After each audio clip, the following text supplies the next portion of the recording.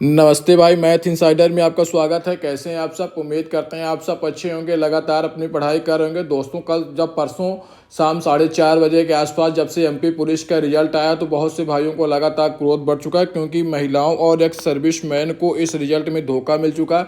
क्या कारण है, इस वीडियो में हमने ऐसा क्यों बताया कि महिलाओं और एक्स सर्विसमैन को धोखा मिला, संपूर्ण जानकारी आपको इस वीडियो के माध्यम से बताएंगे।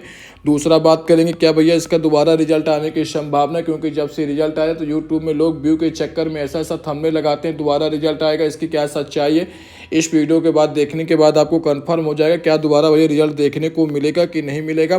और तीसरी बात करेंगे कि होम गार्ड वालों के साथ क्या हुआ, क्योंकि होम गार्ड वालों को 15% सरकार ने कहा था कि हम आरक्षण देंगे, क्या इस भर्ती में उनको 15% का आरक्षण देखने को मिला कि नहीं मिला। क्योंकि जब आबकारी की भर्ती आई थी तो होम गार्ड वालों को 15% का आरक्षण नहीं दिया गया, तो उसके खिलाफ वो कोर्ट चले गए, जिससे आबकारी भर्ती का रिजल्ट अटक गया है। क्या भैया एमपी पुलिस की भर्ती में होम गार्ड वालों को 15% का आरक्षण मिला कि नहीं मिला, संपूर्ण जानकारी आपको इस वीडियो के माध्यम से बताएंगे। वीडियो पूरा देखिएगा, वीडियो अच्छा लगे वीडियो को लाइक कर लीजिएगा। विशेषकर ये वीडियो आप महिलाओं के पास और एक सर्विसमैन के पास और होम गार्ड के पास विशेषकर इस वीडियो को शेयर कर दीजिएगा, क्योंकि ये बात उन्हीं के लिए हो रही है, इसलिए इस वीडियो को उनको देखना बहुत ज़रूरी है। इसलिए आप लोग इन वीडियो को उनके पास जरूर शेयर कर दीजिएगा। चलिए शुरू करते हैं आज की वीडियो को। सबसे पहले बात कर लेते हैं, देखिए सबसे पहले बात करते हैं सरकार के द्वारा, जैसे मान लीजिए 100 वैकेंसी है तो उसमें सरकार ने कहा था कि 35% वैकेंसी हम महिलाओं के माध्यम से भरेंगे, यानी 100 में 35 वैकेंसी महिला भरी जाएंगी। वहीं एक्स सर्विसमैन 10 वैकेंसी में भरी जाएंगे, 10% का आरक्षण एक्स सर्विसमैन को मिला था। वहीं होम गार्ड को 15% का आरक्षण आपको देखने को मिला था। ये हो गई महिला, चाहे किसी भी कैटेगरी से, जनरल, ओबीसी, ईडब्ल्यूएस, एससी और एसटी 35% आरक्षण के तहत आएगी। एक्स सर्विसमैन की बात करें तो 10% एक्स सर्विसमैन को कहा गया था कि कोई भी मध्य प्रदेश में वैकेंसी आएगी तो आपको 10% का कोटा दिया जाएगा। वहीं होम गार्ड की बात करें तो होम गार्ड को 15% का कोटा दिया गया एमपी पुलिस और एमपी आबकारी की भर्ती में। उसी प्रकार जेल प्रहरी की वैकेंसी में भी होम गार्ड को 15% का कोटा दिया गया था। कुल मिला के हो गया 35, 10, 45, 60% कोटा हो गया। अब बात कर लेते हैं कि क्या भैया 15% होम गार्ड में आरक्षण मिला है कि नहीं मिला, किस आधार पर आरक्षण मिला। उसके बाद बात करेंगे महिला और एक सर्विसमैन को क्या इस भर्ती में आरक्षण देखने को मिला।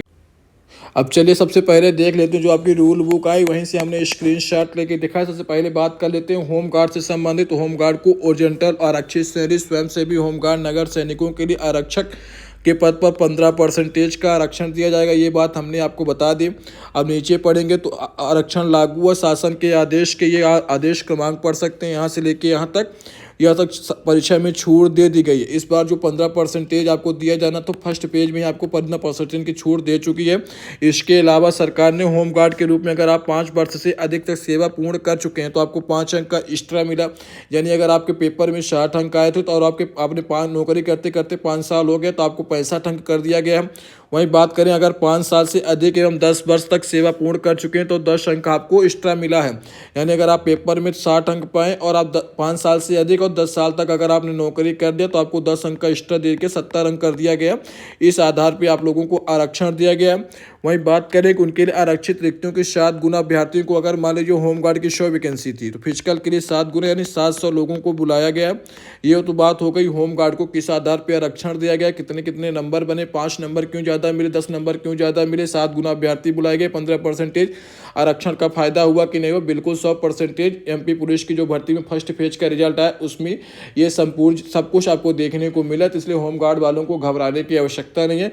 अब बात कर लेते हैं कि जो महिला और एक सर्विसमैन के साथ कांड हुआ उसके बारे में। देखिए जब रूल बुक आई तो उसमें साफ साफ लिखा था कि भैया कि आरक्षित ओरिजेंटल श्रेणी महिला और प्रत्येक वर्टिकल श्रेणी के भीतर हॉरिजॉन्टल आरक्षण श्रेणियां हैं, जैसे कि महिलाएं और भूतपूर्व सैनिक। इसके लिए केवल उन्हीं योग्य अभ्यर्थियों को चयन हेतु विचार किया जा सकता है जिनके प्रथम चरण की लिखित परीक्षा में न्यूनतम 8 अंक पास हों और उनकी अपनी अपनी वर्टिकल श्रेणी यानी UR, OBC, SC, ST, EWS के कट ऑफ अंक हो सकते हैं। प्रथम चरण में हॉरिजॉन्टल आरक्षण श्रेणियों के लिए पृथक से कट ऑफ निर्धारित नहीं किया जाएगा। इस बात पे विशेष ध्यान रखिएगा, निर्धारित नहीं किया जाएगा। अब इसका मतलब क्या हुआ, चलिए वो देखिए। जैसे कि सबसे पहले बात कर लेते हैं महिलाओं के लिए। यहाँ तक बात करें महिलाओं के लिए तो जो फर्स्ट फेज का रिजल्ट आया, यानी जब 7 गुना अभ्यर्थियों को व्यापम ने कहा था कि मैं बुलाऊंगा, तो जब 7 गुना अभ्यर्थियों को व्यापम ने बुलाया तो इसमें महिलाओं को 35% बुलाना चाहिए, लेकिन व्यापम ने 35% महिलाओं को नहीं बुलाया, क्योंकि इसमें साफ साफ लिखा था कि आपको वर्टिकल श्रेणी के आधार पर आरक्षण दिया जाएगा। इसका क्या मतलब हुआ, मान लीजिए यूआर की जो मेल की कट ऑफ है अगर 77 नंबर गई है तो महिला जो यूआर के उसको भी 77 नंबर लाना होगा। मान लीजिए ओबीसी की अगर महिला उसका ओबीसी के जो पुरुष है उसका कट ऑफ अगर 75 गया है तो ओबीसी की महिला को भी 75 नंबर लाना पड़ेगा, किसी प्रकार का आरक्षण का लाभ नहीं मिलेगा। मान लीजिए ईडब्ल्यूएस के पुरुष का अगर 75 नंबर कट ऑफ गया तो ईडब्ल्यूएस की महिला को भी 75 नंबर लाना होगा। ये फर्स्ट पेज की बात हो रही है। अगर मान लीजिए एससी और एसटी के अगर कट ऑफ गया है 60 नंबर तो एससी और एसटी की महिला को भी 60 नंबर लाना होगा, यानी मेल और फीमेल दोनों का कट ऑफ फर्स्ट फेज में जो फिजिकल के लिए कट ऑफ आई है परसों, उसके कट ऑफ तो बताए नहीं, लेकिन फर्स्ट फेज में जिसके आधार पर रिजल्ट तैयार किया गया, जितना मेल का कट ऑफ गई उतना फीमेल की कट ऑफ गई होगी। यही संभावना बन रही है कि इसमें किसी प्रकार के मेल और फीमेल को अलग नहीं किया गया, फीमेल को वही आरक्षण दिया गया। जितने नंबर पे पुरुषों का हुआ उतने नंबर पे महिलाओं का हुआ, क्योंकि इसमें वर्टिकल आधार पे आरक्षण देने की बात की गई थी, न कि हॉरिजॉन्टल आधार पे।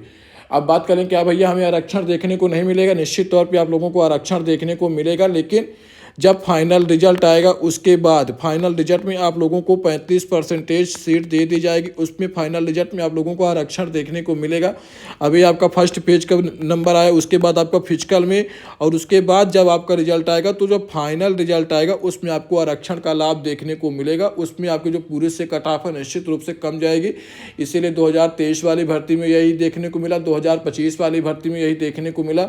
अब बात कर लेती महिलाओं की हो गई। यही बात अगर बात करें तो एक्स सर्विसमैन के देख लीजिए। एक्समैन की बात करें तो एक्समैन अगर आप मान लीजिए आप जनरल कैटेगरी से हैं तो आपको जनरल कैटेगरी के समान लड़के की भांति फर्स्ट फेज में आपको कंपटीशन देखने को मिलेगा। मान लीजिए जनरल कैटेगरी में जो फर्स्ट पेज में अगर कट ऑफ 75 नंबर गई तो अगर आप एक सर्विसमैन है तो आपको भी 75 नंबर लाने होंगे पहले फेज में। उसी प्रकार अन्य कैटेगरी में यही है, अगर आप ओबीसी से हैं तो अगर ओबीसी की जितनी कट ऑफ गई उतनों एक सर्विसमैन को फर्स्ट पेज में उतने नंबर लाने होंगे। इसी प्रकार ईडब्ल्यूएस का, इसी प्रकार एससी और एसटी का। लेकिन क्या भैया हमें 10% का आरक्षण देखने को नहीं मिलेगा। आपको भी आरक्षण का फायदा तभी मिलेगा जब आपका फाइनल मेरिट लिस्ट में नाम आएगा उसके बाद, यानी जब फाइनल मेरिट लिस्ट वाला जब अंतिम में फाइनल रिजल्ट आएगा उसमें आपको 10% का आरक्षण दिया जाएगा, ना कि फर्स्ट फेज के रिजल्ट में आपको आरक्षण दिया जाएगा। क्योंकि व्यापम ने जब रूल बुक निकाला तो उसमें साफ साफ लिख दिया था कि हम इस प्रकार आरक्षण देंगे, तो इससे किसी प्रकार के दोबारा रिजल्ट आने की संभावना ना के बराबर है। पुनः सुन लीजिए क्या भैया दोबारा रिजल्ट देखने को मिलेगा, रिजल्ट बिल्कुल भी ना के बराबर देखने को मिलेगा। यूट्यूब में लोग व्यू के चक्कर में अपना कोर्ट केस लगा दीजिए, पैसा हमें दे दीजिए, इसके लिए आपको भ्रमित किया जा रहा है। किसी प्रकार का आरक्षण आपको देखने को नहीं मिलेगा, क्योंकि व्यापम में जब आपको रूल बुक निकाली तभी क्लियर कर दिया था। अगर आपको विरोध करना था तो आप लोग तभी विरोध कर सकते थे। अब रिजल्ट आ गया तो अब विरोध करने से कोई मतलब नहीं, जो प्रक्रिया चले हुई प्रक्रिया चलती रहेगी। अगर आप लोग कोर्ट केस भी कर देंगे तो आप लोगों को फायदा देखने को नहीं मिलेगा, लेकिन आप लोग जिसके माध्यम से कोर्ट केस करेंगे, जो कोर्ट केस करने को बोल रहे हैं उनको आप पैसा दे देंगे 5-5 हज़ार करके, वो लूट रहे हैं।